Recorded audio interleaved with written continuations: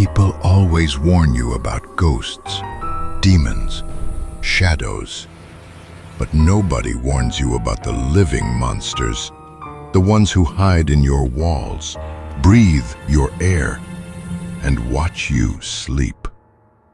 I learned that the hard way when I found out someone was living inside my rental house.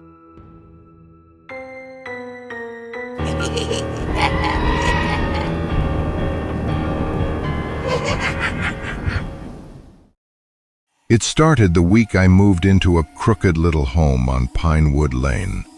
Cheap rent, quiet street, sounded perfect. But the landlady, Miss Arlene, handed me the keys with this strange warning. Don't go poking around in places you don't need to. Her voice didn't match her smile. From day one, the house felt wrong. Not peaceful quiet, dead quiet. Like the whole place was holding its breath. 2 nights in, a horrible smell leaked from the back bedroom. Rotting food mixed with sour breath. I searched everywhere. Nothing. That same night, I felt it. A faint shift of air from behind the wall. Breathing. I pressed my ear to the wall. Silence. But the next morning, footprints. Bare human footprints on my kitchen floor. Too long, too narrow, angled like someone walked on their toes. Every door locked. Every window latched from the inside. Someone never left the house. Then things started vanishing. My food, my charger, even a shoe. And each time something disappeared, the smell returned, fresher, stronger. I called Arlene. There's someone in this house, I told her. She hung up. No explanation, no concern. And that terrified me more than the footprints. That night, I woke to scratching. Slow, deliberate. Like nails dragging down the wall beside my bed. Then a soft knock from the inside. 3 taps. Patient. Like someone testing the wood. I bolted out of the room, shaking. The smell felt like it was following me. The next day, anger pushed out my fear. The smell was always strongest behind a huge old wardrobe, bolted to the wall. Why bolt a wardrobe? I grabbed a hammer and ripped it away. Behind it, a narrow black gap. Cold air spilling out like freezer breath. My flashlight revealed a tunnel carved by hand. I crawled in.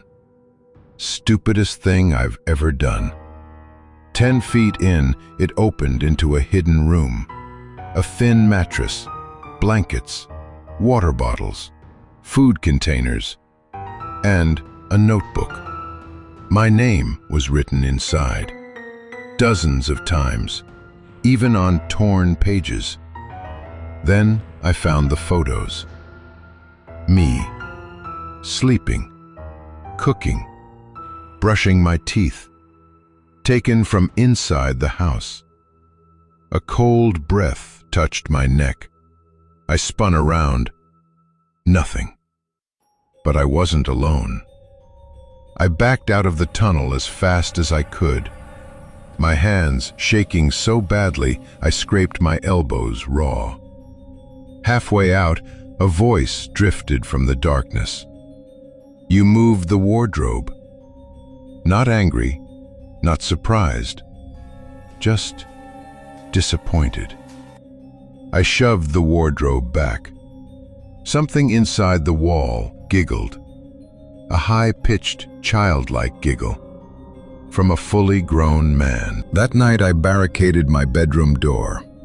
Every chair, every table, stacked like a wall. At 2:13 a.m., the scratching started again. Fast, aggressive, hungry. Then the whisper came. Let me out. You're in my house. No, I whispered back. A fist slammed into the wall. Drywall cracked. Dust rained down. He was breaking through. I ran toward the front door and froze. Miss Arlene stood there, staring at me like she'd been waiting. "You opened the crawl space," she said quietly. "What is he?" I asked, shaking. She looked past me into the darkness. "He's my brother. He can't survive outside the walls. He doesn't understand people." A loud crack echoed from the hallway. He was out. Arlene whispered, "I can't control him when he's hungry." Something moved behind me. I turned. He stepped out of the shadows, tall, thin, skin stretched over bone, eyes huge and reflective like an animal, mouth too wide like it had torn itself open into a smile. "Mine," he whispered. I ran. He chased me on all fours, scuttling, scraping, giggling as he closed in. I burst outside, barefoot, sprinting down the street. His screams followed me, inhuman, jagged, not meant for human ears. I never went back. Left everything. Police found the crawl space, the mattress, the photos, but not him. He disappeared inside the walls. Arlene denied everything, denied she ever came to my door. Nobody believed me. But at night, in my new apartment, I still hear it, that slow, deliberate scratching. And sometimes, when the lights are out, "You moved the wardrobe."